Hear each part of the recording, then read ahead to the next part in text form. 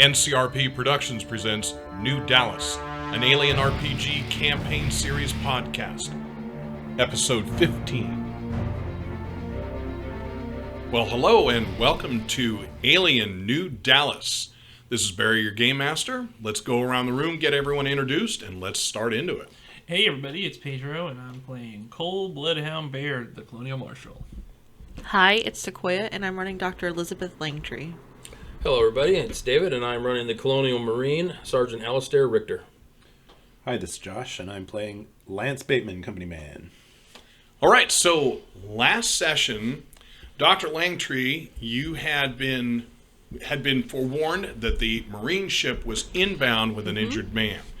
He came in, and it's Coombs, the Marine that you had seen on the initial crash. Yeah, I just patched him up. You just finished patching him up, and here you are patching him up again. This guy doesn't look like he's doing very well in the Marine Corps. Yeah. But he comes in injured with Dr. Kumari, the outgoing head of the medical center, with you. You guys are able to patch him back together. With you is Sergeant Richter. He's come in, made sure that his man was in good shape.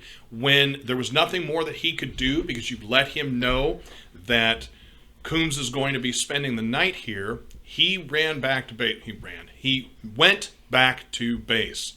He had left Stevens and Navarro there to watch, not leaving a man behind, but back at base, he was reminded that there's a second piece of work that he's got to do, which is he was sent out to the island to figure out why did that plane go down? Why did this shuttle end up crashing? You know that something blew out that window in some fashion.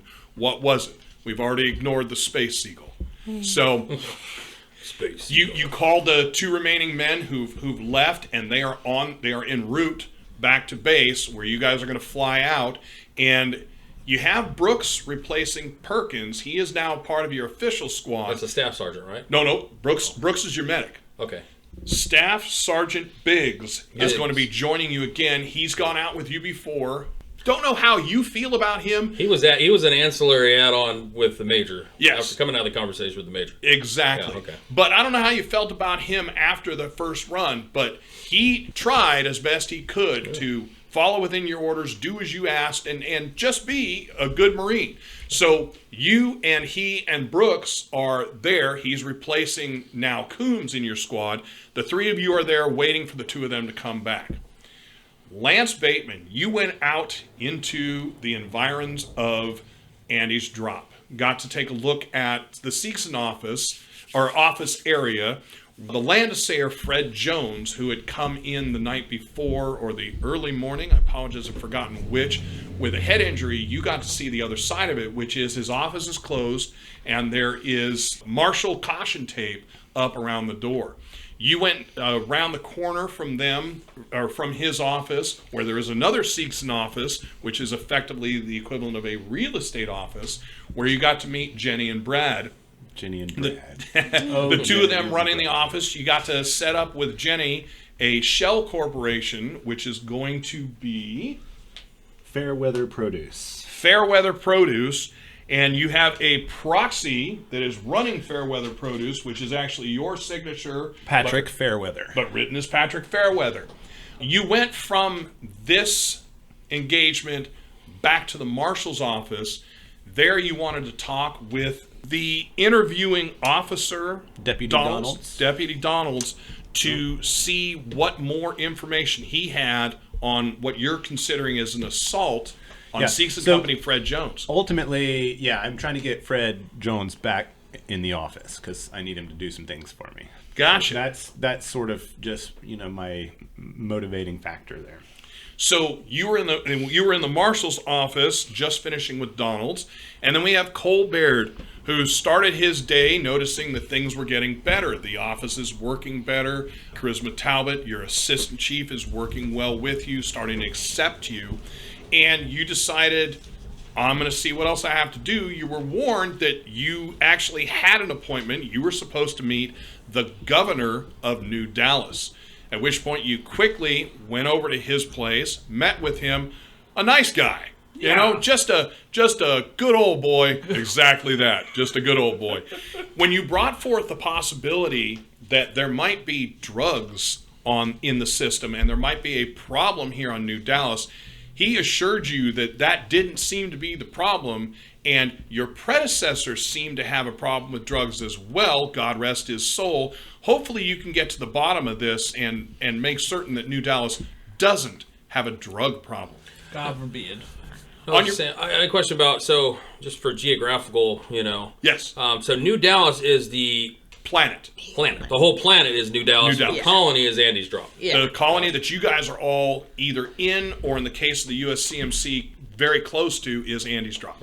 I got a question too. Yes. So previously we'd been told that the last marshal disappeared, right? Yep. And no one ever found him. That is correct. That But is the an important governor thing. said, "Rest his soul." God rest his soul. That's Yeah. exactly what the governor I was said. going to ask that same Crooked question. governor. Oh, man, you guys are fucking better investigators than me. I like the fact that Marshal Colbert didn't even catch I that. don't even remember that shit. I don't even care what happened to that last Because guy. I was led to believe he was missing, and then after Yeah. that conversation, I was led to believe he was killed. So I was like, right. okay, well, was he killed or missing, or do we not know? So we'll say this: the investigator is the only one not on the case. The rest of you, though, yes, that is exactly correct. He disappeared approximately 6 weeks job. ago. They don't want no law here. I'm That's gonna why go the ahead ship and got write shot at. predecessor. Good job, team. Okay. I'm gonna keep going because then Barry had said that the Seegson and the Weyland-Yutani were kind of like the judge, jury, and executioner. Yes. Well, Wayland was, not Seegson. Wayland yes. was, okay. And the governor was talking about how much he was glad that the corporations were out of here, and Yep. if the last marshal was in the pocket of Weyland-Yutani. Just saying. And why Got was my he, red why was he at strings. first blamed it on the military instead of the companies? Because someone was there that he wanted to believe that Yeah, he that's was a good question too, anti-military. Pedro. But then once they went behind closed doors, then it was anti-corporation. Yeah, so who in the room is So- in the pocket of of the corporation? Yeah. Yes. Everybody's looking at Pedro just so Yeah. just so you listening know. Who is it? Oh, who's in whose pocket? Whose pocket? That's a real question I have been going for this whole time. He literally wrote, "Who's in whose pocket?" I'm used to this. So then, Marshal Baird, you left this very, very enjoyable and illuminating conversation I with the learned a governor. lot. And headed back to your office. Coming into the office, coming up from the motor pool, you saw Lance, and the two of you got to talking, and we ended with somebody came running down the hallway, screaming, "We got a bomb!" And it's two guys with the person in the front going, "Hey, you get back here!" So I'm back here with that bomb. He's got a bomb. Hey, you come back here. No, he's got a bomb. Let him go. Get it away from us. Yeah. So we're going to start with Sergeant Richter. Okay. So What? You're frozen. All right, that's fine. No, So Sergeant I don't want to leave Richter, you hanging. Sergeant Richter, you've got First Officer Williams again flying the dropship Okay. for you. You guys load up, resupplied. I think somebody burned through a clip or two of ammo. So completely, what you guys had is what you guys have again. All right, cool. You guys are flown out there. On the way out, Lieutenant Williams is going to tell you, far as I know, and he's yelling again over the sound of the flight, far as I know, we're going to be dropping you again at that same spot. Is that correct, Sergeant? Yeah, that's where we're going to start. All right. So same thing, you get brought down. As you're coming down, because you're seeing it for the second time from the air, the blades, when you guys go down and force them down, both with the weight of the vehicle, but also with the air cushion that follows Does it move under them? you, they go down. Okay. When the dropship lifts off, it doesn't just suddenly snap back up. They're already kind of looking a little wilty, and this is just making it worse. But on the positive side, it also means that you've got a little more open area for light, etc., on the vehicle. So you guys drop down. It's daytime, right? It's daytime. Okay, good. Yeah, but you're not even dealing with that. Basically the problem of the 10-foot blades of grass. Yeah. So you guys drop down right around the ship. So you don't have to deal with Perkins anymore. At least as far as you know, at least his PDT has been returned. You had said with the major that you weren't certain it was him. Right. You're pretty certain it was him. The head that you brought back, as gruesome as it sounds, you know for a fact was Perkins. Okay. So you're pretty sure that's who it was. So he was probably killed by the Sakaran things. Well, there's the part you don't know. And it's up to you, but I don't envision that you would think that's your job to figure out. I don't know. My job to recover the remains. And that's what you were told to do. Yeah. So the other thing is figure out what happened here. Okay. So as you guys are getting down on land, Biggs is going to hand you a small closed envelope. Oh. Right? What's this? And he as the dropship is heading up, he says, Major told me to give this to you. Told you to wait until we got here to give it to me? Yes, Sergeant. All right, I'll light a cigar. All right. And all the others are standing there waiting for you to tell them what to do. You can tell, including Biggs. I say, all right, ladies, don't stand around. Let's get to work. All right. So they disappear from around. Right. Yeah. They should know to start looking for clues and try to figure out what happened. Okay. All right. And while they do that, I'll puff on my cigar and I'll cock one eye at Biggs. Does Biggs wait? No, Biggs is going. Okay. As soon as you told him to go, so I'll go ahead and open up the envelope and see all what right. it says. So in there, it's a hand scrawled note. It says, would it say Sargent? I don't think it would say Sargent. I think it's going to say. You're using my first name? No, because it would be the Major. Would he use your first name? So it's common with I know amongst officers that have like history together. Okay. They may have risen up through the ranks at different speeds, but they know each other personally. Yeah, the Major doesn't know you. I'm going to go with Richter. So he's just going to write, hand scrawl. Okay. Richter might not have even spelled your name right, but Richter. Another question for you: where the hell's the pilot? And that's all. It doesn't even sign it, but you're reasonably confident it's him. Okay. All right. So you guys are working. You got a number of the Marines have gone inside, and they're checking out from the inside. Biggs has been the same thing that Baird did, kind of climbing up the side, looking at it. And do these shuttles, do they have some type of flight recorder thing, like the black box kind of thing? Has that? I don't think that's been recovered. Has not been recovered and brought back. Correct. Right, so we need to make sure we find that. So you get to choose how you want to deal with it. Right. I kind of flip-flopped in the beginning of the game, but it is a Seegson shuttle. Okay. So grabbing that black box, you can make your own decision on it, and I'll go with it. But you might consider that it's Seegson property. You might consider it's part of a military investigation. Part of a military investigation if the corporation wants to try and step in. So go ahead and give me a Comtech roll. Okay. And you just basically pop in the I box. can make a Comtech roll, no problem. So I've got. So at this point, I should not have any more stress. You should have no stress. No stress at all. All right. So I'm just rolling I've got 5 in wits and then 4 in Comtech. And don't you have a +2? I have +2 for remote. So anytime I'm remote piloting, things like that, like sentry guns and things like that. Perfect. All right. I've got 2 successes. 2 successes. So, yeah, and I've got a stunt, which I'm gonna go ahead and for my stunt. Let me just look at the stunt. Yeah, I was going to ask you, what do you want to do with the stunt? Yeah, for the stunt, I think I'm going to make. Because taking the black box, not an issue. You do a couple of unhooks. You got that secured. Comtech that I rolled, correct?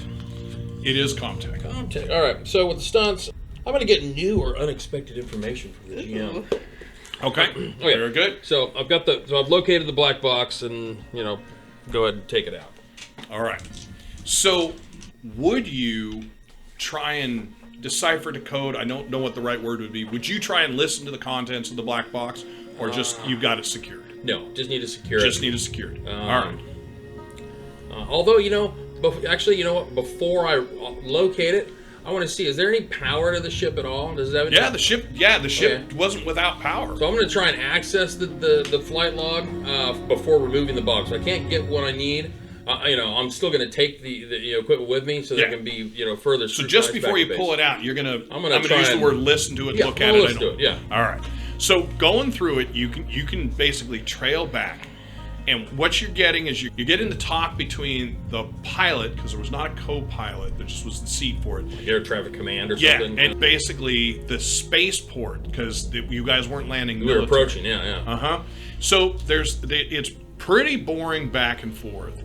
And then The pilot is going to ask, and you can figure out the voices based on where they're at. The pilot is going to ask, hey, do you guys have a bird up here? And air traffic is going to tell you no, or it's going to tell the person, no, there is not supposed to be anything in your airspace. Do you see something? And the pilot comes back and says, no, I think and then you hear the boom, that explosion, which ends recording at that point. Interesting that the control didn't see it, and you have anything on their radar, but we could see it, right? Right. Oh, interesting. Okay. Huh. So that's your piece of new information. Okay. All right. So now are there remains of the? So when the cockpit got blown out, were there anything left of the pilot? No, pilot, as far as you know, Completely got gone. sucked out. Sure. All right. So as the Marines start working over it, it takes you a while. They're not quite as proficient as Cole because he has another level of investigation, but they come up with the same basic thing that he did when he was looking over it. It looks like whatever did this struck from the outside. It does not look like it is a structural failure. It does not look like it was something inside that blew out. It seems like something that hit it. So was it biomatter or was it? Well, that's what they're looking at. The burn marks, as they're starting to look it over and talk. There are burn marks. Yeah, the burn marks, as they're talking about it, you guys are fairly sure you were struck with something. Like a munition. That's the problem. The more you guys look at it as a group, the more you look at it, the more you're thinking it wasn't a munition. It's like you hit something. A burn marks. Yeah, but it's not a rock, right? So if you'd hit an asteroid, hit a seagull. Well, if it was a munition of some kind, there'd be residue from the burn marks, correct. Right? So I want to see if I can scrape some of that off and collect some of that up as a sample, so that it can be you put absolutely under a microscope. And see if there's some kind of like maybe thermite deposit or something like that from a shaped charge or something. Okay. Would there be like, I don't know, not like gunpowder, but for missiles? Is there like a missile powder? Yeah, that's basically that's kind of what he's talking about. Yeah, yeah, exactly right. So, so go ahead and give me an observation. Okay. All right. I'm going to tell you before you roll, you will need 2 successes. As I've said in the past, you guys will always succeed on 1. There will be very few cases where you need more than 1. I understand pushing. I'm going to push it. Pushing it out the gate. All right. Gonna re-roll everything. Okay, so no successes to start with. All right. Oh, I've got 1. So all right. Yeah. So as you're looking through it, you have all of the things that you're looking for to kind of second guess what this is. The problem is, out in field, you well know that you do not have the stuff to figure out exactly what it is, the residue and such. So time passes, and you've done what you need to do here. The question becomes, how do you, if you even want to, how do you follow up on the note you were given? So I'm gonna let the Marines know we've got a secondary mission priority, and it's to find the whereabouts of the pilot, missing pilot. So we're gonna spread out and so Navarro, who is the other comm-tech, right? Or is it Stevens? Stevens, excuse me. Navarro's your forward. Stevens says, so Sarge, you got the black box. Can we pull up? Are we allowed to go into it? Can we pull up information and maybe we can figure out from where he was hit, kind of estimate how he was sucked out? Trajectory of his launch. So do I think, being a Comtech Marine myself, do I think that that's a feasible suggestion? If you got, yeah, you do. If you've got enough brains working on this, trying to figure out where it went, it's going to be a lot of math. But yeah, the Comtech side of it is him saying, can we get a starting point? Yeah, sure. All right. So we'll plug it back in and see if, I guess we can do a. So what I'm going to have you do, give me a second, I'm going to look at our options here. Is there engineering? There is not. It's called heavy machinery. Let me see if there's anything else I want you to do. No, I'm going to say Comtech. I'm still going to have it be Comtech. So go ahead and give me a Comtech roll. Okay. You're going to add 1 additional dice because you have the whole crew working on it. Now, has enough time passed where I've lost that 1 level of stress? Oh, yeah. Okay. So I'm going to get rid of that one. Mm-hmm. Cool. That was like a freebie almost. All right. Okay. Oh, I have a success. Okay, so you guys have a fairly good estimate on where. This is probably 2.5 hours of backing it up, taking the specs, because you're using, the shuttle is powered. It's just not, it hasn't lifted off yet. Okay. You believe it could. Oh. You don't think it crashed, but you're not certain. Okay. And that's not your job. It's not a USCMC transport. It's Seegson's job to deal with it. Right, this is their equipment. Exactly. Right. Okay. Exactly. But working with all of that, you're reasonably certain, or you have a reasonably good idea of where the pilot's body should be. All right. We'll And based on that estimate, it's in the water. Oh, like deep water? Well, no. This is Yes, like it would wetlands, be right? over deep water, but you have an idea where you think it crashed. Now, there is ocean currents, etc., but doing your estimates, and it's been a while, but doing your estimates, there's a chance if the body is floating and doesn't sink, maybe, and the body should be floating. Let's see if this thing works. Let's see if this Seegson pump junk works still. All right. So go ahead. I have piloting. Yep. I have one. You have piloting. All right. Unless there's a better pilot in the group. Well, I don't know. So the pilot last time, does anyone remember? I thought the warrant officer was the pilot. Was the No, first no. lieutenant? That's the dropship guy. No, I'm talking about for when you came down, who was working with Dr. Langtree? I feel like it was Coombs. Okay, is he the pilot? Yeah, but he's not a pilot. He has piloted before. Oh, but he's in the hospital. Does anyone else remember? I think that's who it was. Yeah, I don't remember. And he's in the hospital. All right, so it's me. So it's you. All right, here we go. All right. I'm going to remember how to drive one of these things. Everybody belt in. This might be a rough ride. Let's see if this thing still Now, you flies. do have the drop ship there to go into. Oh, it's still here. Oh, yeah. Oh, I thought it took off. Oh, no, I'm sorry. The Then we drop ship call is it not in just for an dropping extraction. you. Oh. Okay, I thought maybe it took off and then Actually, we call it they're, when it's time to be honest go. with you, they are probably sitting on the rig. The landing pad on the rig, but they're a minute out. Oh, okay. So then let's just call the drop ship. Yep. All Okay. right. Okay. I thought we were out on. No, the I'm, road. I'm Okay. sorry. No. Okay. So Get ready to fly this thing up. you guys pop up and you guys head out. So Well, hopefully we can use the sensors on the drop ship to Right. see if we can locate pilot's body. that's it exactly. So I'm going to have you make the roll. Okay. What role am I making? Contact. Comtech. All right. Still great. contact. Okay, 3. So now am I doing a remote sensor thing? Am I using Yeah. the sensor? So I will get my bonus dice on that. So I get 5 and 4 and 2 more. So 1 and Nice. 10, 2. All right, this is not a stress dive. Okay. All right, that's all right. So I get 1. I do have a success. Yes. One success. Yes. All right. So you guys do the span out. Crazy, I only got 1. You guys do, after about a half hour of searching out, find the body floating. Nice. Okay, well, we're gonna go down, Nice. go down on lines to secure the body. All right, so you bring it in. It's now been in water for Like 2 days, right? not 2 days. No. It's now been in water for about 17 to 18 hours. Right. So, It's but you good. guys, It's basically fresh. No, it's yeah. fresh. It's fresh. So you guys bring it in, All right. head back to base. We'll just step on his stomach a little bit, push that water out. It'll be fine. Right as rain. All right. So when you bring him in, he's in bad shape. Obviously the face is pretty tore up. In fact, that whole left side of the body, which was the side where it hit, that whole left side of the body is pretty seriously torn up. So do we have as part of our complement of Marine Force here some type of forensic yeah. scientist? Oh, okay, cool. Oh yeah, and that's who you're bringing him back to. I'm gonna radio back from the drop ship before we leave the area. Yep. In the event that this may have been some type of I don't know, some type of something greater, a greater what's the word for, not threat, but something bigger than what we realize here. Please advise on scuttling of the ship. Okay. So you guys are floating for maybe 3 minutes, and so we've decided it's basically the NCO secretary.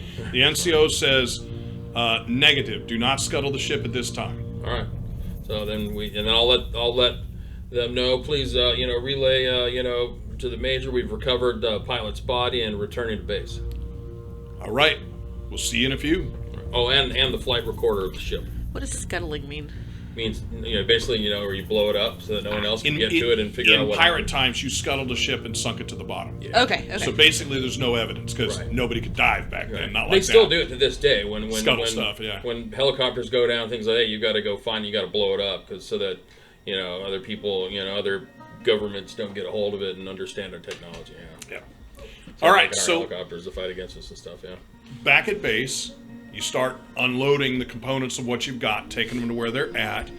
Do you still want to be involved in the investigation? I mean, it's not necessarily your purview, but Well, my men are all accounted for except for Perkins. well, they are all accounted for. Yeah, they are all accounted for. Yep. Yeah, unless the major needs me for any type further steps, I'm going to fill out my report and be done. Is it an action report? Is that what they're called? Situation. Is it a It's situation? not a sit rep. Yeah, I It's, didn't think it was that. I think it's basically just it's just a report that you All have right. to write on what happened. It's like a statement basically just saying Perfect. this is what happened. Here's what I did. Here's what happened. Yeah, All because right. that goes before a review board who say, all right, cool.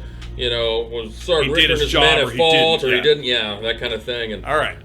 So you're back. Basically, you've run.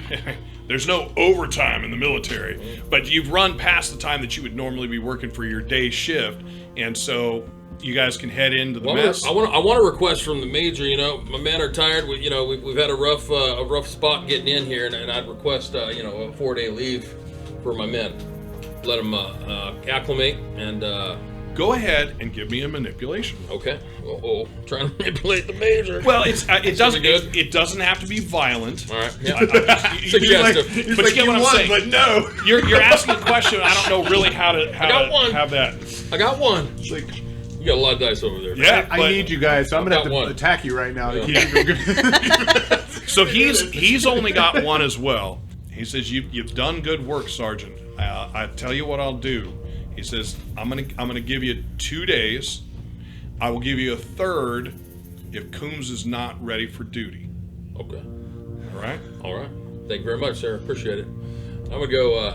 And as you get up in your head, it says, Sergeant, that is not a license to cause trouble. I know you know that, but it bears repeating. Sir, I'm sure.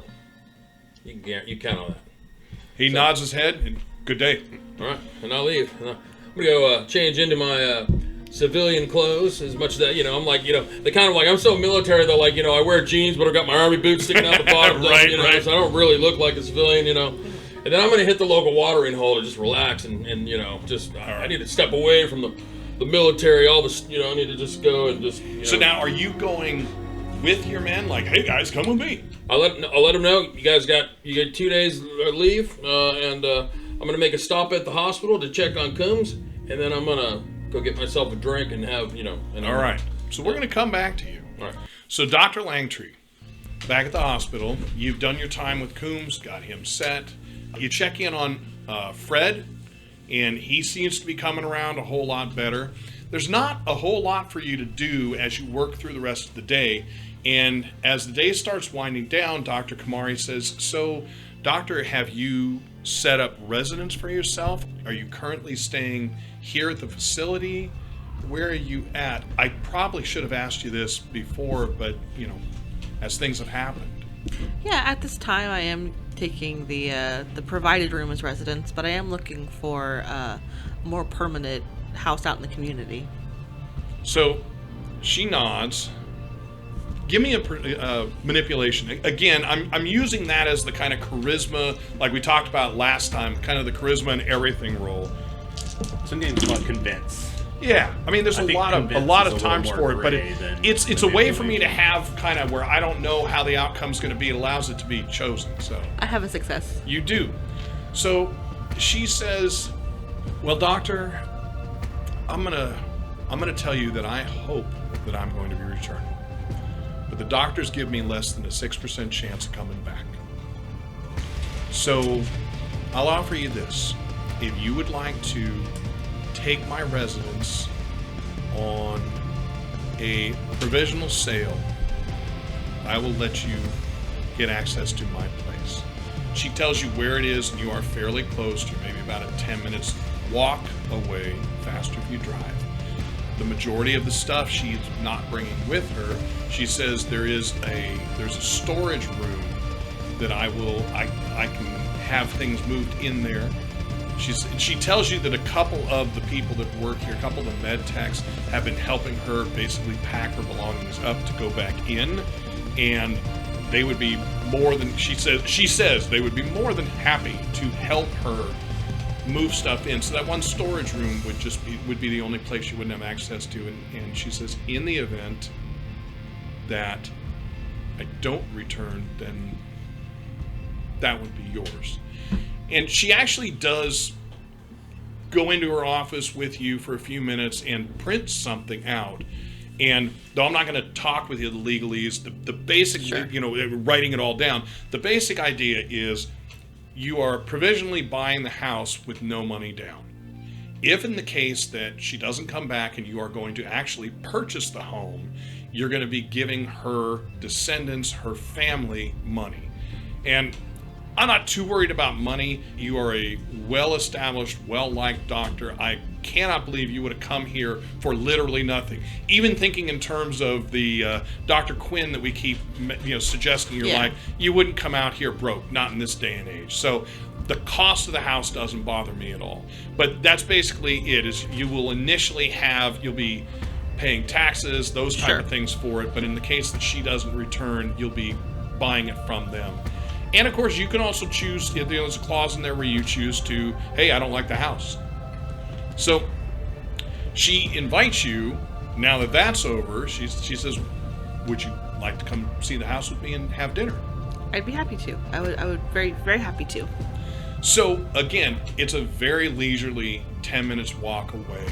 You're going into the early evening, so 6:30, type of time frame. And sun's not down, right? Wait a minute, I just forgot. Oh, because there's two suns, and we are February. Oh no, the second sun is not going down yet. So you do have good light. Let's take a brief sidebar and talk about the two suns. Yes. So, is it kind of like Alaska? Sometimes there's perpetual daylight, sometimes there's not. So the way I envision it is the one sun, which is farther out, which is not providing as much heat, but is still providing light. And God, I don't know whether this is physically correct, like physics and quantum mechanics and stuff, so skewer me if you guys want in the comments, but one of the suns is going very quickly around. So you're not getting necessarily your day and night, but you're getting your pattern from that.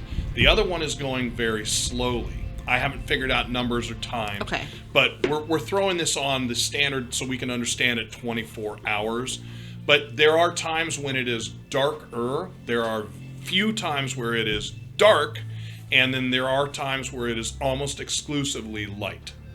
So you are in the point, and think in terms of winter for where we live. Winter, basically December, January, February, leading into March.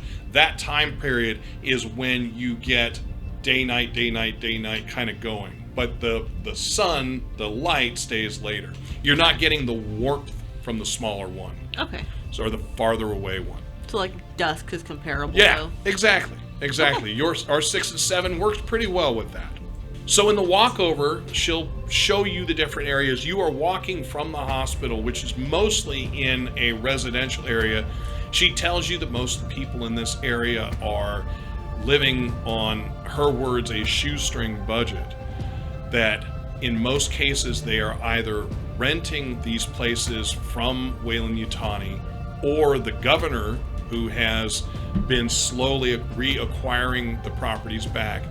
In most cases they are hoping to purchase the residence they're living in, but so far not a lot have. And that she is not super excited about the corporations in general. The corporations were a necessary evil to set up the place, but now that blood, sweat, and tears of real people, and not this cardboard, corporation. Sure. These people have put all of their time, effort, blood, sweat, and tears for generations. She does bring you as you get closer to her house. She points. She says, "We're up there." She says, "If you turn left here, you get into what I would call our nightlife here." There are movie viewing houses. We have a small troupe that are starting to put on plays and musicals. She says anyone that is producing dinner food, and we are slowly seeing more and more, what would they be called? We're slowly seeing more and more visitors or newcomers who are bringing money here. There are restaurants that are coming up that are slowly putting themselves in place. And then she says, as you would expect, there are a few of the corporate entertainments houses that are there, corporate food, corporate entertainment, and those are there as well. And she says there really isn't a class system for these places. She says people mingle. She said I don't know that there really is a wealthy class here. She says I don't think anyone lords their position. She smiles, maybe the governor, but nobody, and this is an interesting word she'll say, nobody of importance lords their position over anyone else. And then she gets to the house. And her house is not a whole lot different in look than anywhere else. But what you notice is most of the domiciles are a 2-story, effectively, like looking at it square on a square. And hers looks like that, you see a square next to a square, that demarcation line. It looks like maybe hers is 4 squares instead of 1 square wide. Maybe hers is 2 by 2 and up by 2. So definitely a larger residence. She brings you in, shows you through the house, lets you know where the guest room is because she's not gone yet, and you are welcome to stay here. And then she lets you know that she will have food ready in the next hour if you want to wash up, or she brings you into what is effectively a living room where there is a screen, a viewing screen. Does Dr. Kumari have children or a partner? No, she doesn't have children, which is what Rose had told you. Yeah. There's no one to pass it on. Okay, that's right. So you're not aware of a partner. You do see, as you move through the house, you do see pictures of another man who they seem to be in pictures together, smiling, arms around it. There is a single picture of them kissing. There does not appear to be wedding photos, which you would potentially expect. There are pictures of you're guessing her parents and siblings and their kids. But no, you think that she's alone, which you kind of had that feeling already. Okay, well then I will offer to help cook with her. Oh, she smiles and you guys begin cooking. So, let's go back to the Marshal Station. So Cole, you and Lance are talking, at which point, you hear the door open and you hear pounding coming towards you. The person yells, "Hey, you two get back here." Go ahead and give me an observation roll as one of them hollers out, and Lance, you can do this for me too, as one of them hollers out, "We got a bomb." It's not the Merryweathers. Bonus one here. Oh, wait. No. 0. 0, okay. 2. 2, all right. So, it is the Merryweathers. I knew it! Oh, I knew it! I fucking knew it was them. So it is Billy and Joe, and they're running. They're easily outpacing. Forget who's out front. It's Your henchmen suck, Lance. I'm the only one without henchmen. I am getting henchmen in me. All of you guys have henchmen, and you don't even need them. And here I am with no henchmen of my own. I'm just trying to foster some henchmen, and they're running out of the freaking police station with bombs. Oh my God! All I'm hearing is the Monarch and live to hench. So they get up towards you. Now you said you were ready to draw your gun, but realizing it's them, So as they shout, they're not stopping running. Yeah, I'm gonna reach for my gun at first, see it's them, and I'm gonna stop and be like, "God damn it, you two, stop right there!" So they both stop, and they're like, "Well, Marshall, you got to see this." What Sam Hill? You said there's a bomb? Yeah, we got it. What the fuck you mean you got the bomb? And they start running towards you again. No, stay back, get back. They stop again. They stop again. What ain't gonna go off? What do you mean you got? Get back another 15 feet. All right, so they look at each other and they're like, 1, 2. They're literally putting a foot in front of the other, counting 15 feet back. They turn back, and Abrams at the back is right behind him now. It's on him. Is like, Marshall? Oh, God damn it. Do you know? And he says, do you know the Merryweathers? Not personally. They were on the craft that I came. No, they're both like, no, we know him. That's Marshal Baird. He's the new chief marshal here. No, what the hell do you both mean? You got a bomb on you that's not gonna go off? I need to address that. Abrams is still looking at you like, and then he just chooses like, you got this in hand, and walks away. I'm so like, that's fine. You can choose whether or not you want to get him in trouble for that. They said, well, it's this, and Joe holds out his hand, and in it is a black disc with a red light that's beeping, or not beeping. It's flashing. Okay, Counting down. Contact real quick to see if You certainly can. know what the shit that is. No, I'm looking. I'm glad. I had my hand and I had my fingers touching the bridge of my nose in frustration, but once he pulls it out, I'll glance it. Be 2 Marshall stations of caution tape around. Cool, I got a success. All right, Lance. 1 success. as well. Okay, both of you will immediately identify it as a drone. So, Marshall, you've dealt with these before. You know that these drones can be equipped with explosive devices. They are not just automatically all bombs, though. Okay. All right? So, in the case of Lance, a little bit different for you. You don't necessarily know that it's a bomb or not. You just know it's a drone, and you're probably thinking, well, you probably could put a explosive device on there, but why would you, type of thing. But more importantly for you, you know that this is a LaSalle Biotech device. Okay? And generally, these drones are used for biological surveys. So in most cases, the interior of this is going to be as much as much storage space as can be in there, and then a number of different, effectively, lenses that they can go through. So an ultraviolet, some kind of a radiation counter, those type of things. So the likelihood that it's a bomb would be pretty low. You feel like that. In your case, Cole, you don't necessarily feel like the I'll likelihood step out is small. from behind the marshal. Yeah, I'll say, all right, you boys, now you tell me where the hell you got it. And Billy says, Mr. Bateman, hi. Oh, hi guys. I was looking for you. Don't bait me, don't talk to him right now. We need to figure out if we're about to blow up or not. I think we're fine. And when you say that, you see both of them look at each other, and immediately Joe, who was holding it, puts it down, and they both step back. And now it's just sitting there, kind of rocking a little bit, with the light going. Blink. Okay, now blink, where'd you boys blink. find that? Out in the field. Okay, and why do you think there's a bomb in it? Well, because it looks like a bomb. I swear to God. I take 2 steps forward towards them and say, you sons of bitches came running into my precinct shouting bomb for a blinking drone box? Well, And you don't even know, you found it in a field, and you just gonna run. Boys, you're gonna run now. Aside from that, coming in here causing a kerfuffle, you're gonna run from God knows where with a bomb in your hands, and you think the best thing to do is bring it here rather than come and get me so I can come to the goddamn bomb myself? wait, that's a good idea. Marshall, follow us. And they start walking out. Jesus. so By the way, it's still sitting there. Yeah, and I'll go over to it, and I'm like, what I'm thinking is if they ran here with this, if it's a bomb, it's a real shitty one.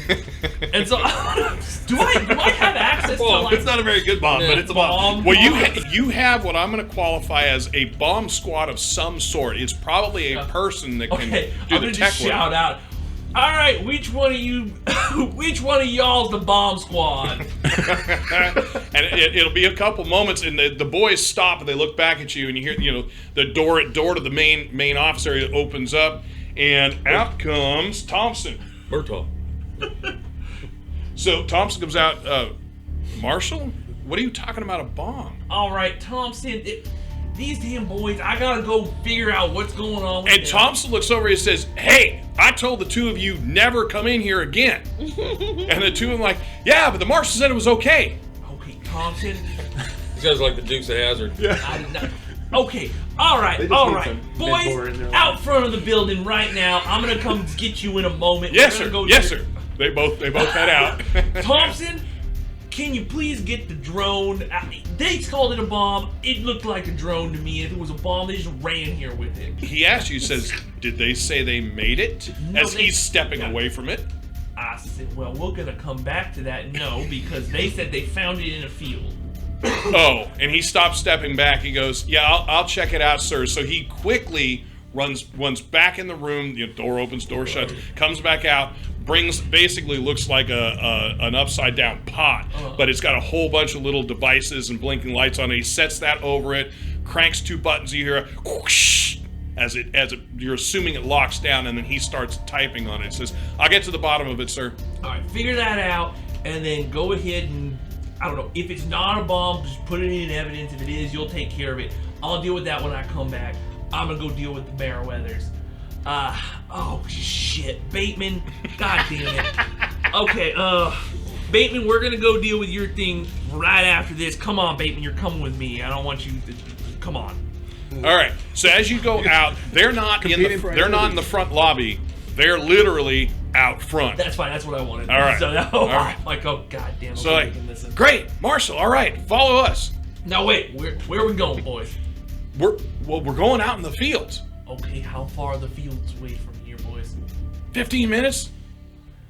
Okay, that's a reasonable amount. All right, Bateman, do you want to come with us to the fields, or do you want to wait right here for me? Either way. Normally I would wait, but I think, given the circumstances, I'll go ahead and tag along. All right, we'll have us a good old reunion from the other day. All right. So the two of them start running. I'm gonna say, boys, wait. I'll pull a car around. God damn. Just stay right here with Bateman, All right. and I'll be right back. All right. So you guys load up. I'm assuming Bateman's in the front. The two of them are in the back. Bateman, do you want any time to corrupt the youth before we... Yeah. You? Do you want to talk to him at all? I mean, I do want to talk to him, but I would rather sit down when I have some more time. All right. before getting into things. But thank you for giving me the opportunity, because it was on my mind. Josh, you will notice that when the vehicle pulls up and the marshal opens the door for them, both of them kind of look at each other, and it doesn't look like they want to get in there in the back, but they do. But you can see they're not they're pretty go guns every time. They're not rushing to get in the back of this car, but they do, and they don't say anything, but you definitely catch that.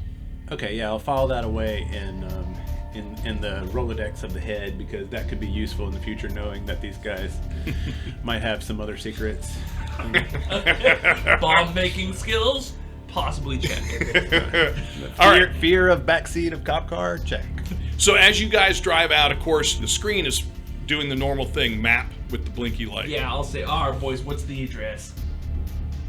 Well, dress, just go down, and they're telling you they don't have it. Oh. But the idea with the map for you is you can follow it. Oh, cool. And Then track I'll it just all try. that. Yeah, all I'll right. just try. So you beep that comes up. So you guys head out of town. You guys are heading towards what effectively would be like the farming district, but district meaning an area or a space.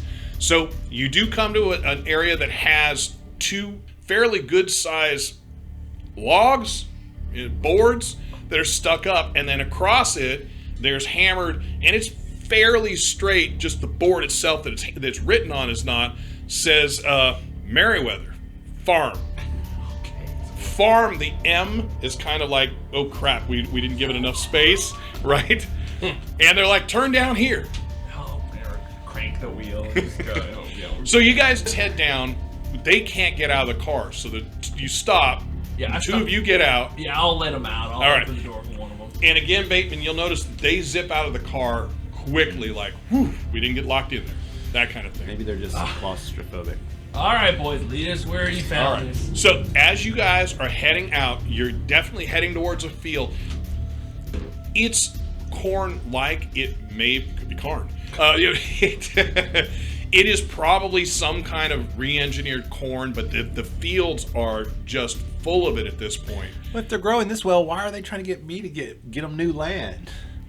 confused on that part. That's why I came out here. I wanted That to is see a what the great situation question, was. and one you're going to find out right now. Because as you guys are starting to walk down the side of the house, out from the house, there is a large man, 6'5", 6'6", just craggy face, brown skin. You don't think it started brown at the beginning of his life, but just cragged. His hands look gnarled. He's a little bit hunched. He walks with a small limp.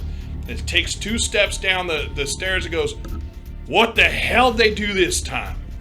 Now, He doesn't even say Marshall or anything. It's Uncle Jedediah. God damn, what did I get myself into? And as you're saying that, there is a very nice looking, probably in her 50s, but like done up woman comes out behind him. Oh, I'll say, howdy, folks. My name is Marshal Colbert, and I'm the new marshal of the town here in Andy's Drop. Marshal of the whole area. Now, and are you Mr. and Mrs. Merryweather? He says, "Yeah, I'm Jed." As he comes down the stairs a little quicker now, "I'm Jed. This is my wife Petunia." Pleasure to meet you. Are you the parents of these boys right here? He looks at her and she kind of giggles. She goes, "What'd they do this time?" It'd be funny if they said no. I'll say, if it's all right with you, the boys want to show me something. They,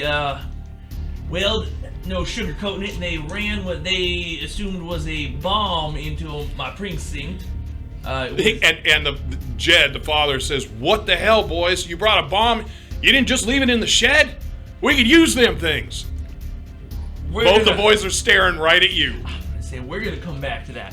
First off, they said they found a bomb in the field. I took a look at it. My bomb squad's looking at it, but it looked just like a drone. Now, do y'all use any kind of drones out here? No. What the hell would you use drones for farming? Marshall, can I get back to the bomb question? If it turns out to be a bomb, can we have it back? And the two boys again are staring at you. Okay, now for my education, are bombs legal for people to own? Or are these the dumbest sons of bitches? No, they are not. Okay. Making a bomb is just like here. Like you can do it as long as you keep it quiet. But even in the frontier outer rings, you still can't make bombs. Okay. Not the Wild West, yeah. Okay, well. It is the Wild West, but it's civilized. Yeah, right. There are laws in place. Okay, now. Don't throw dynamite to people. I'm a little new here. You can, just don't get caught. Right. I'm gonna say. Just make sure it's lit first. I'm gonna have to say no. If it's a bomb is not something we can let civilians have. But if it was on our property. What I'm gonna say is if I were to know about any kind of bombs in the area, well, that's something that I would need to investigate and possibly confiscate. Now, if I don't know about it, it don't cause me no problems. He looks at Petunia and says, "We ain't seen a bomb ever on this property." She goes, "Oh no, dear, not a one." Okay. That's it, Marshall. We ain't seen a bomb ever. That's Boys, what the hell? That's wonderful to my ears right now. Now, I do want to follow up on this. I was hoping the boys can show me where they found this, because if y'all don't use drones out here, well, there was a drone on your property, so might as well investigate that. We're gonna go ahead and look at it. If it's a drone, find out what's on it, see if it's something strange. If you all got a peeping Tom out here, so let's just go out to the field if that's all right. And when you say peeping Tom, he turns his head and glares at Petunia. And she just kind of shrinks a little, and then he looks back at you. Is it Marshall? And he looks at Bateman and says, "Deputy, kind of odd that you're out of uniform." Oh, don't mind me. What was his name? Jed? Jed, don't mind me, Jed. I'm just here purely for entertainment value. So, you're an entertainer? And No, Petunia I'm starts here to clapping. be Entertainer? Never mind. No. He's doing a ride along with me when the boys came in, so he's tagging along. Don't worry. I'll keep him. Always good to have more deputies. An up and comer. Good luck, son. Thanks, Jed. All right, we're gonna go ahead and address that later too. So let's go ahead and please, can we get out? We got a lot of stuff we gotta do today. All right, so the boys walk you out in the field, and you are walking in roughly a 9-foot tall cornfield, and again, it looks like corn. You guys start meandering. it looks like they are taking you nowhere right, all right? Until I'm going to give you a shot at this, because it's not tracking right. It is just a wits observation. Give me a wits observation. No. Give me a survival roll. Oh, survival. Mm-hmm. Oh, okay, yeah. Can I use my Seegson survival watch to give me my +1 survival bonus? No, because it's it a won't, part of the equipment. It won't help you. No, I get what you're saying. It won't help you for this particular role. You have a survival watch. Oh, Yeah, I do. That's awesome. Well, I have a Samani series watch gives me +1 to survival. It gives you like the coordinates and the weather and all this. This is not that type of thing. Well, I got 2 successes and no aliens. So. All right. So it looks like they're taking you on a wild goose chase, at which point you look at the ground, and if Bateman, you make it, you'll notice the same thing. They are following some trail of tracks. Now, for Bateman, that's unless you've got more than 1 success. 2. Well, all right. Both of you, I don't know how the hell you know this. Both of you guys will notice that the tracks are lengthy tracks, meaning it looks like the person who was coming out of here was really tall or was running. All right. Do they look? So I'll look at that and I'll look and see, do the tracks look similar to the Merryweathers? Absolutely. Look nearly identical to their shoes. Yeah, that's what it sounds. So they keep bringing you. You're quite a ways into the field. You're like, this is a mighty long field, right?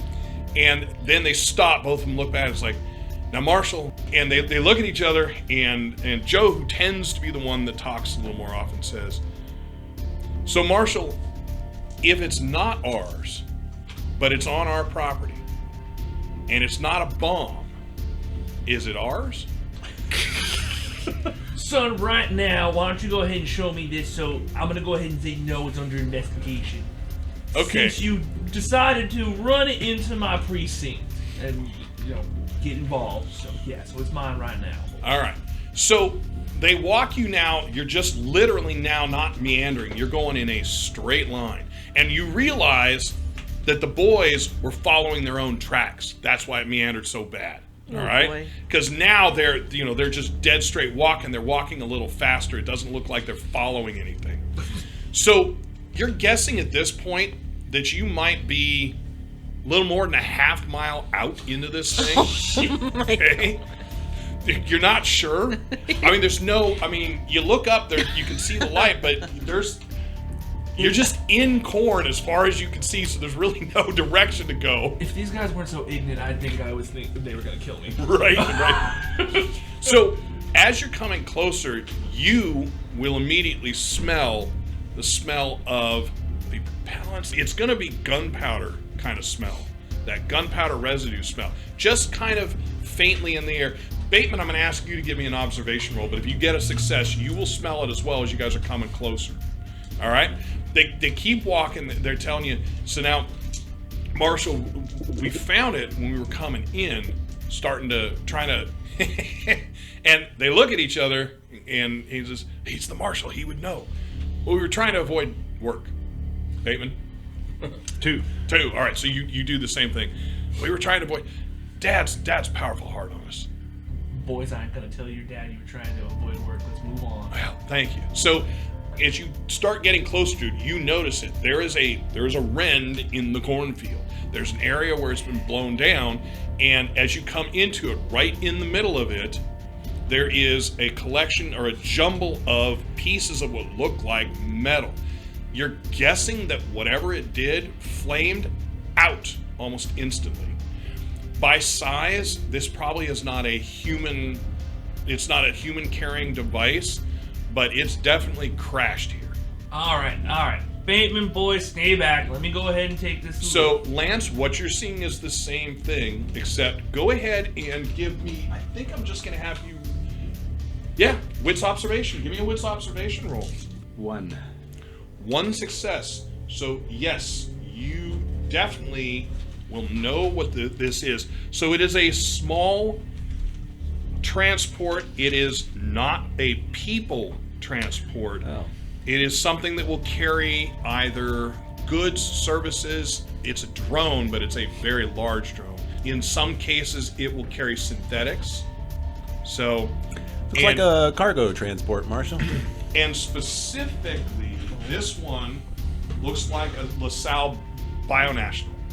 Is it right? Is LaSalle Bionational? LaSalle Biotech. Biotech. This is a LaSalle Biotech vehicle. You can't tell because it's emblazoned with it, but you can tell based on the shape and the design. All right, baby. As you're getting close to it, it burned out quickly. It didn't destroy much of the area. And thank God for, these people, it didn't burn their crop down. But as you're coming down, it looks like however it came, it just pounded into the ground and was done right there. Do I see I don't know if I'd be able to tell as well. I'm thinking direction of... Ooh, Yeah. Actually, wait. I want to use my talent. Mm-hmm. So, I'm going to spend a turn, so that's 10 minutes, and I'm going to say, all right, Bateman, so this is a cargo plane. Well, let's go ahead and see if I can tell anything. And I'm just going to be looking around, searching. So when I spend a turn, I can roll its observation. For each success, ask, and I have several different things. Gotcha. And is that a career talent? Yes, this is my... Awesome. Okay. So while you're doing it, the boys are incredibly impatient. Periodically, unless you just let them climb over it, periodically you're like, now boys, get back. You're gonna have to interject that. No, I'm definitely telling them, all right, get the hell back. So I got 3 successes. Okay. Okay, so Question 1. And I think because there's only really 2 things I can ask, Sure. so I might get 2 of 1. So 1 is what happened here, and is there anything hidden? If so, where? All right. And then I'll do them in pieces. That way we're going. So what happened here is whatever this thing was, it crashed here. As you're looking at it, it looks like it directly hit ground, and it looks, like I said, it looks like it just flamed out. You have no idea if it has a fuel source that might still be in there. That could be dangerous. It could be leaking into the field. As far as hidden, I will give you this. Good thing you held the boys back, because what you do notice is you notice bare feet prints. It takes you a bit, like the first one you're like, that's weird. And then you get another piece and you see it, and what it looks like is the bare feet prints walked around from the side that you guys are on, around the back side of the crash site, and then walked into the cornfield north. What? I'll say, boys, don't you take another step. There was somebody else here. Now, did you see anybody else? What? No, we didn't see this. We didn't see it crash till we found it. And Billy's gonna say, I found it. Joe goes, I found it. No, I found it. I was here boys, first when I it doesn't saw matter it. who damn well found it. Now, I'm gonna ask you this. Y'all didn't shoot it down, did you? This crashed? We were shot down by the Merryweathers. I'm gonna tell you, if you can tell me now, it's a lot easier. The hills have eyes. Right? Yeah. So the 2 of them are looking at each other, and Joe, now you're starting to think that maybe Joe's the older one. I mean, not 100% sure, because they're nice looking boys, but the baby faced boys, right? He says, all right, so technically,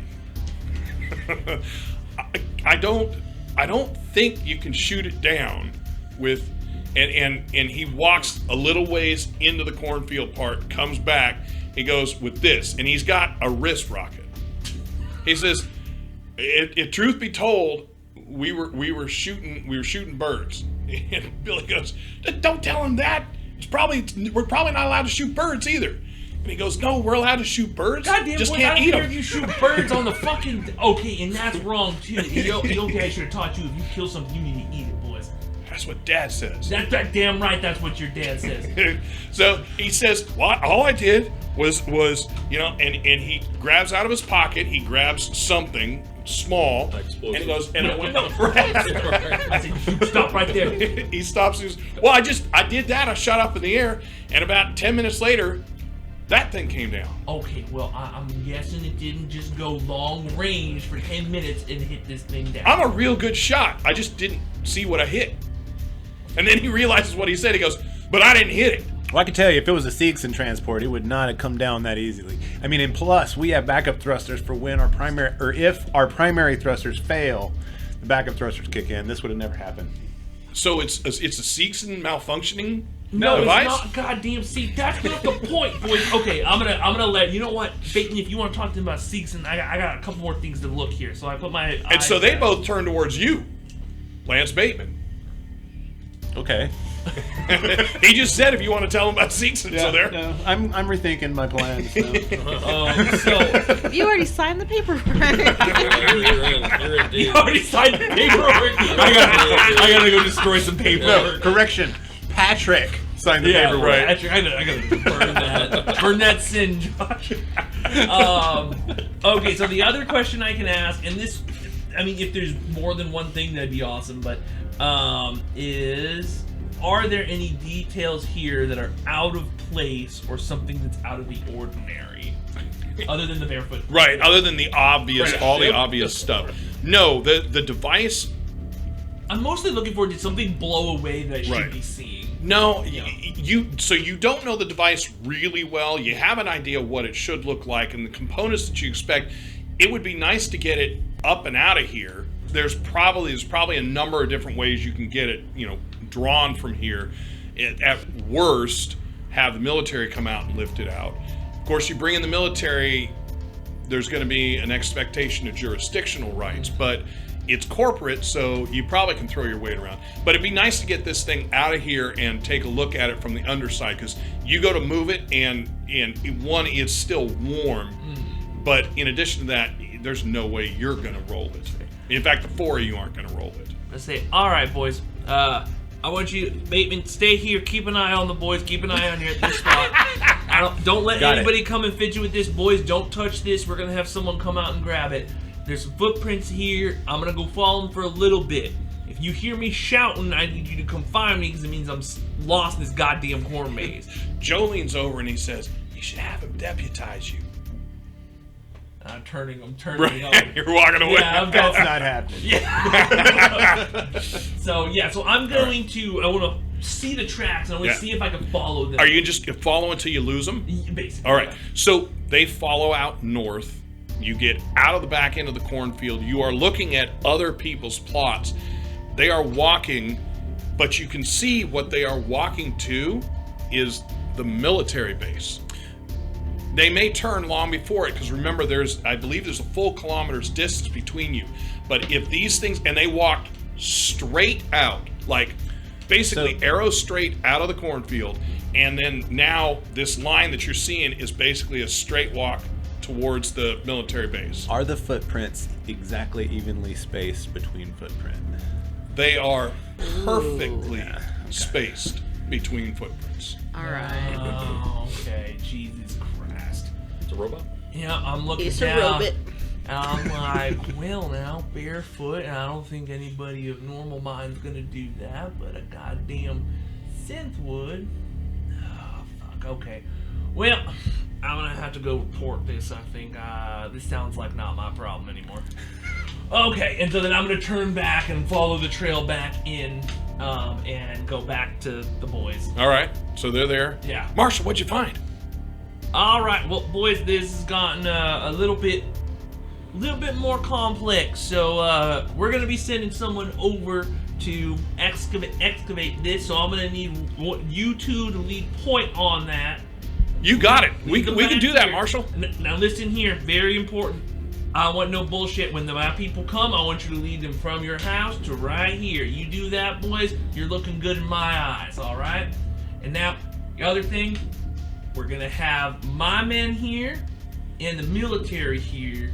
So just keep that in mind that there's gonna be some law enforcement coming to these premises. So if you got anything you want to tell your pa, you might want to tell your pa. So you can see that they are doing everything they can poorly to keep their faces straight and not fidget and. I'm just saying, boys, and I'll tilt my glasses down. I don't want no problems. You don't give me no problems, we don't got no problems. How's that sound, boys? That sounds great, Marshall. That sounds great, now don't it? All right, Bateman, come on, let's head on out. Now, Right did you behind tell the boys to stay here? Oh, I'll stop and I'll say, boys, come on back to the house. Don't just stay. After I walk it 10 feet, They're still out there. yeah. All right. So you head back. you're gonna, I'm assume, leave them at the farm. Yeah, I'll tell Jed, hey, thank you very much, Jed, for letting me on your property. Now, I want to give you a heads up. What crashed out there, there's more to it. So, unfortunately, I'm sorry I'm going to have to, I don't want to step on your toes. We're going to have some of my men come out here. You can see that as you're talking, Jed's looking at the boys and looking at you.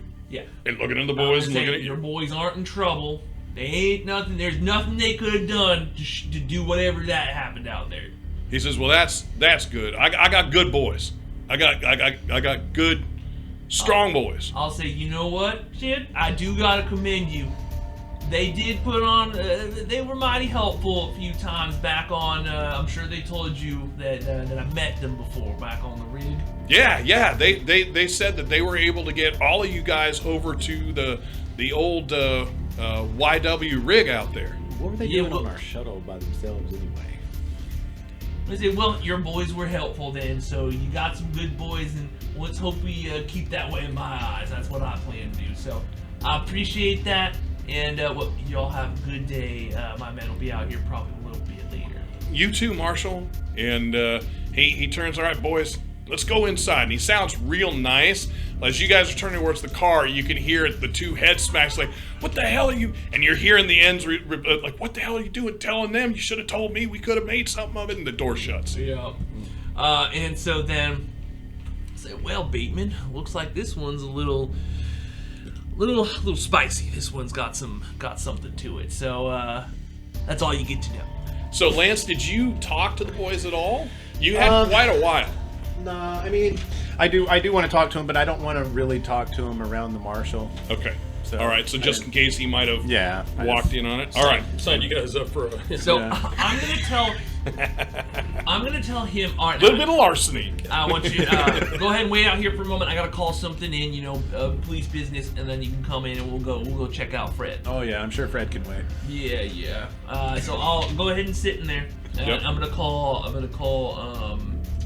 Let me see here. So I don't think there's really anything that I need to do with that at this point. I have the little thing to look at. I'll look at that later. Right. If you want to turn it over to the military, you So certainly I'm gonna can. go ahead and. I mean, Richter's my only. He's the only here, known so contact, right? I'm guessing I mean, there's probably a way to get over there. If you want to contact Richter, you can. Yeah, I'll see if I can contact Richter. Okay. All right. So I'm going to hop back from there real quick with Dr. Langtree. You and Dr. Kumari lay out a really nice spread. No question about it. She does know how to cook. It's curry. You enjoy the taste and all the parts of cooking. You can see that you are making her comfortable where you guys are with what you guys are doing. She's honestly, for as kind of grouchy and all of that she started, she is a very nice woman, somebody that you absolutely could respect, probably could have worked under if it had stayed that way.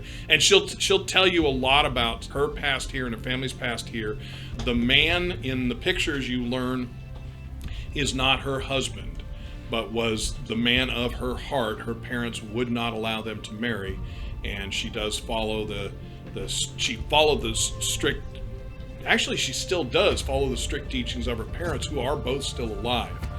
And they are back in the core worlds, basically back on Earth, and that is who she's going back to. She lets you know that her man passed away a few years ago, and they never had children, so there's just really no way to go on from there. She says, lets you know that most people don't know. She says Rose, of course, does, but most people don't know. And and I know I need not say this, that my life is private, but I'll tell you the same thing. It's a good group of people, but they can be busybodies like anyone is able to, and there will be times where nothing else is going on, so creating anything becomes fun. And she talks to you about a couple specific nurses that are great nurses, but if it gets slow, find them something to do, kind of an or else. Okay. When you guys are finished eating, she asks you, are you feeling up to going into town? She says, if you'd like to walk with me, I'd love to show you a couple of the watering holes. She says, there is no dress code, attitude code into any of them. But she says, I can show you one that's a little bit better than the others if you want to relax, and I can show you the one if you want to relax, if you understand my meaning. Yeah, I recognize, I think, in Vita that she's very lonely, and I'm very lonely as well. I mean, I've been lonely where I came from, and I've come to this new place. So I think friendship is something that I would be happy to meet her halfway on. So yeah, I would love to go into town. So you guys walk into town. No, you don't. Not yet.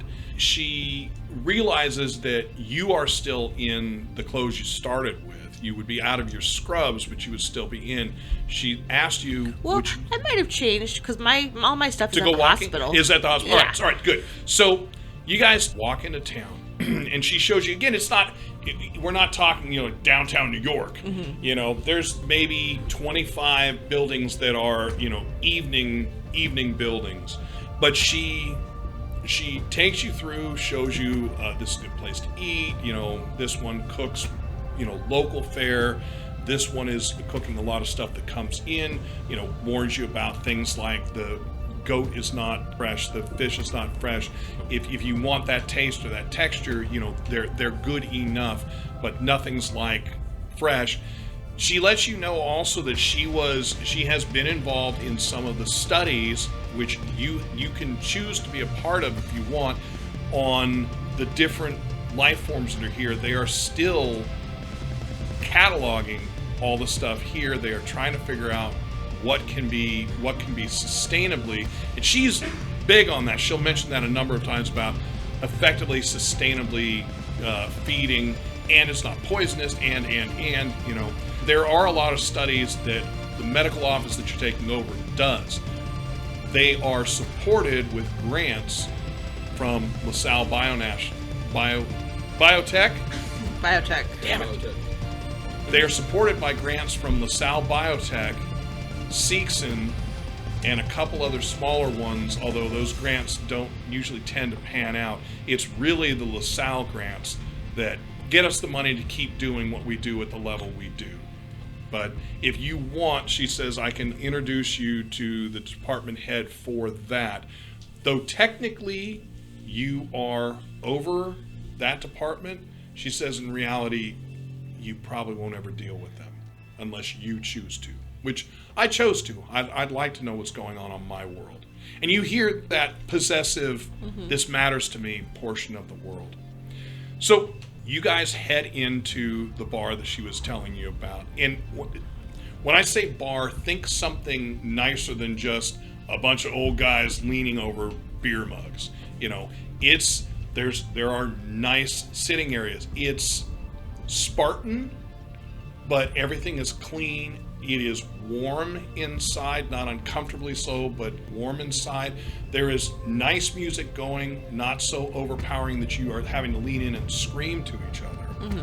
She brings you over to a seat. You guys order. I'm assuming you will drink with her. So you order a drink.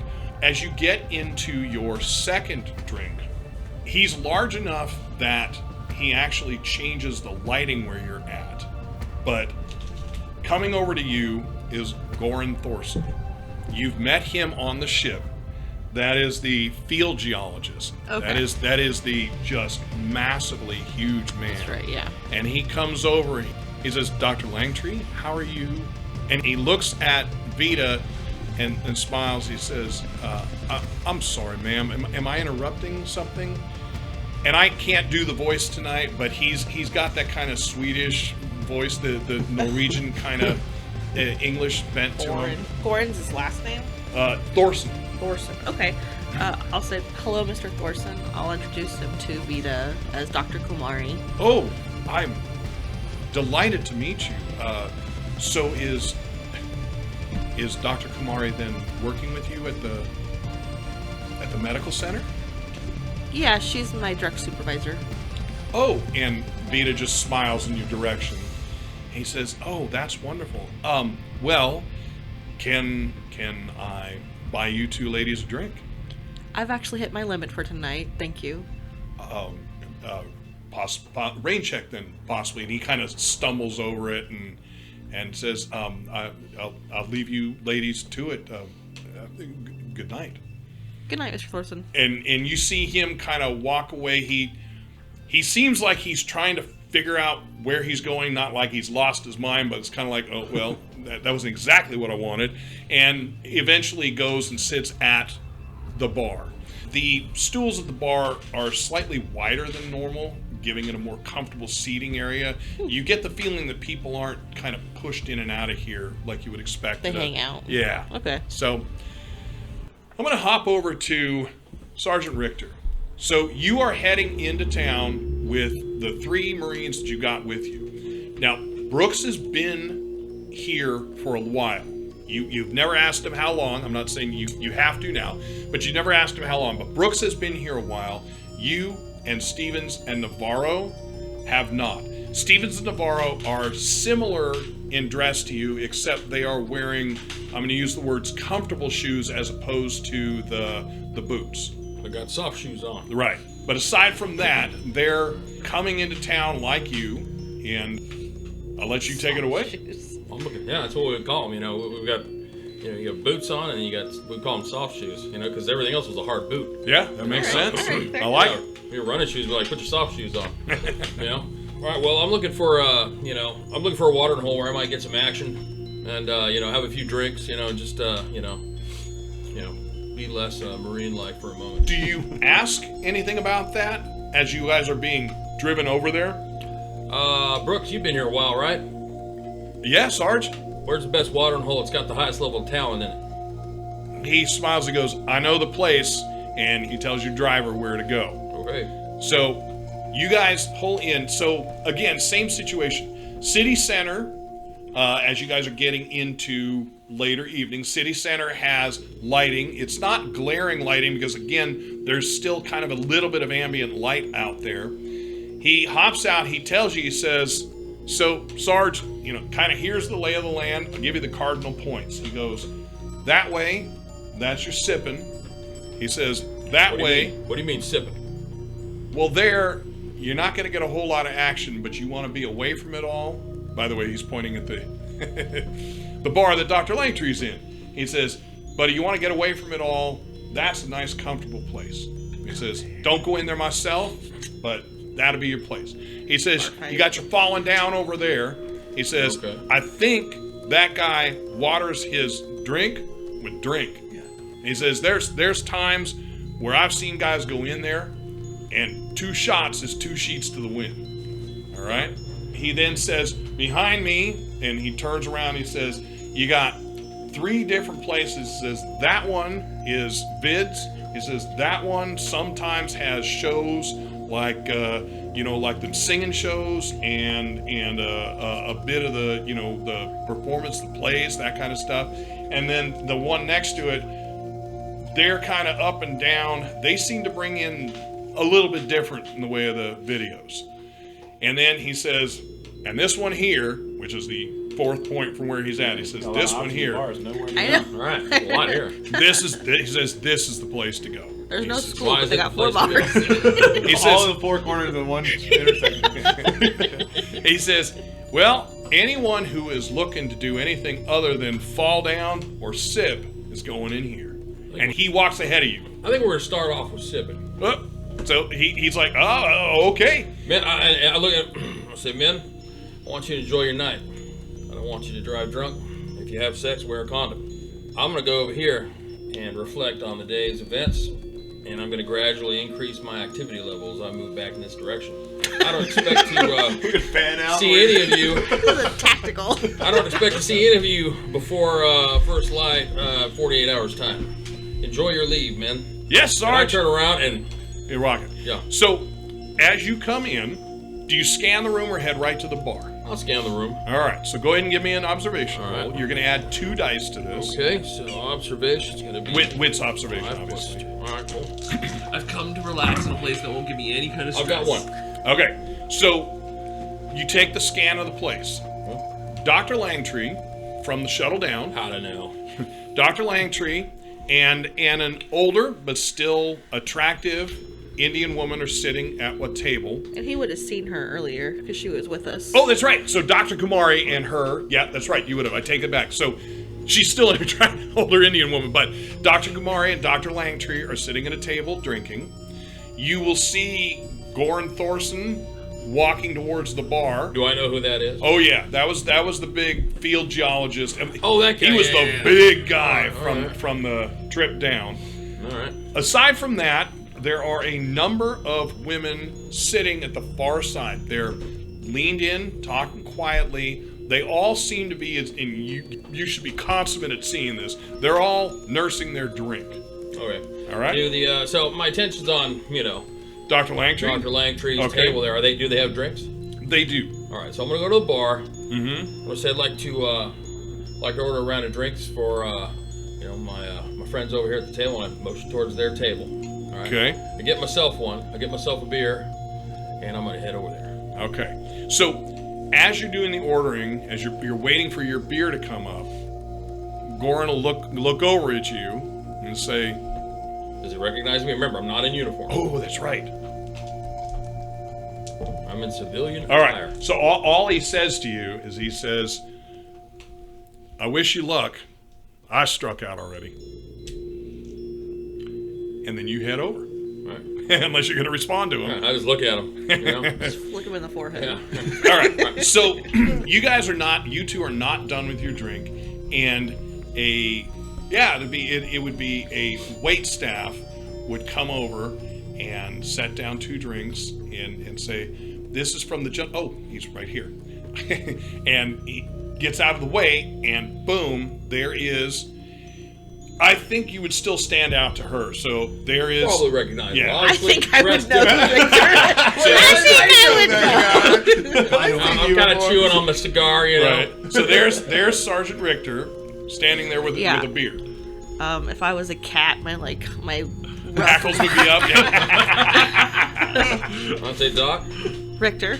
I'll say, just happened to notice your presence here, and I thought it might be prudent for me to buy you a drink since we got off on the wrong foot, I think. And I wanted to come over and extend any apologies for any friction that may have been caused early in our relationship, our working relationship, that is, and and the understanding that I know that not always do civilians understand the higher responsibility of military personnel, and vice versa. But we've got to, at the end of the day, figure out a way to work together towards a common goal. And what may the common goal be? Well, for me, it's protecting the people that I'm in charge to look after and accomplish my mission, man. And who dictates who your people are? My superior officers. Well, I appreciate the gesture, Richter, but I have reached my limit for the night. Feel free to enjoy the drink. Okay. Oh, you're not gonna accept the drink? I got you. I have a strict 2-glass limit. Thank you. Okay. Well, I guess this one's on me. All right. So Vita, the whole time you're talking to him, you can tell. I mean, she's not burning her eyes into you, but she's watching you. What you realize is she's waiting to see whether she should give him a seat or not. And as of now, she has not chosen to give him a seat. I'm just kind of standing there, I know. Okay, yeah. And that's Totally why. uncomfortable. Right, it's totally uncomfortable. That's why Yeah, I'm saying. and Elizabeth is letting it be uncomfortable. She's like, there's a veneer of politeness. If it gets quiet for a moment, Vita is not aware of the history. She's only aware of there's a discomfort here. And she says, Sergeant, I wanted to let you know that your man is resting comfortably back at the facility. He should make 100% return.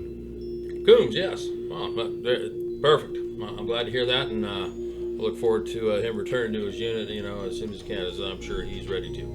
And as I say that, as I pull up, is there an empty chair? No, it's a booth. You could go grab one Elbow and me bring it over. over. I just, as I talk, and I slide one over, kind of turn it around, and kind of Okay. sit on the end of it. All right. I say, I'm curious, Doc. I say, I sense that you've got a predisposed perception of the military. Can you share that with me and why that is? I have to say you're absolutely dead wrong. I have no feelings on the military at large beyond that I hope that they're doing what they're supposed to do. Do you feel like we've done what we were supposed to do up to this point? I feel like the end goal, perhaps, I mean, if supposed to be, is getting people to civilization again. I feel like that was accomplished. I mean, look, so the other girl, right? She was part of the group of civilians that we. No, okay. no, she's the doctor that was attending with all right. Dr. Langtree. Okay. You know, for instance, I've had to recently. Well, let me rewind. I think there's going to come a time in the not too distant future that you and I are going to have to work together, or figure out a way to work together. Typically, the Marines would have their own medical personnel on site, but in this instance, in this decommissioned state, they're choosing to outsource our medical needs to civilian experts, such as yourself. Now, you know, I think there's something bigger at work here with the downed ship that we were all in, and you know, I was tasked to try and understand a little bit more about what went on there. Now, with Coombs being injured, you know, it may raise some questions, you know, on what we're doing here and what our mission might be, and I don't know, something in the back of that gray matter of mine tells me that you and I are going to see more of each other. So you will notice that Vita has finished her drink, and even though you refused yours, she not grabs it, but she reaches over and brings it back to her, and she's now drinking from this one, and she's just watching. I can assure you that my professionalism doesn't know any bounds. If you need medical assistance, I will not hesitate to do what I can to keep you alive. Can you tell me a little bit about your credentials? And I'll go into my litany of different doctorates and my experience, and I mean, I'm assuming Elizabeth is really well-rounded and probably takes a lot of outward other positions that are out kind of temporary gigs on undeveloped planets, that kind of thing. Sargent, maybe I can set your mind at ease for Dr. Langtree. She is taking over a facility that is caring for over 10,000 people, including your military. She was chosen from a handful of candidates, and she was the top choice, really honestly the only choice for us. And this is coming from somebody who has been working in this profession for well over 40 years. And she lists her small collection of awards. You know, I was named this, and this. So I'd like to assure you that Dr. Langtree is the best person for both the USCMC, your people, and everybody here at the colony. And she doesn't sound insulting. She sounds like she's trying to be part of the conversation, number one. Well, I can guarantee you, if the Corps trusts you, I trust you. Awesome. No. Well, again, I do appreciate the patch job you did on Coombs, and you ladies enjoy your evening. So it sounds like you're getting up, and Vita turns to you and says, Sergeant, a moment. Yes, ma'am. And she's going to ask you if you would be willing to give her a litany, and I'm phrasing it wrong, but give her a runoff of where you've been stationed. She's curious about the planets, not your job. Okay. She's curious about the planets. Are you willing to do that? Yeah. So I kind of look at the drink, kind of motion down, and kind of reach out like I'm gonna. Yeah, I'll nudge it I'm over. gonna be here. Yeah, I think I'll go ahead and just Yep. Since I paid for it, I'll go ahead. Yeah. And you'll run. I'll go into this. I'll go into this very long, drawn out. And every so often she's got the perfectly placed, fascinating, or that's incredible, or oh my. Okay. All right. Cool. I'm gonna try and manipulate the doctor to leave with me. Kamari? Yeah. Yeah. Okay. Right. Go ahead and give me a roll. I'm gonna pick up Vita right in front of you. Oh, it gets. Nice. All right. It's better than that. You're gonna get 2 additional dice. All right. Okay, so this is a manipulation betrayal. roll. All right.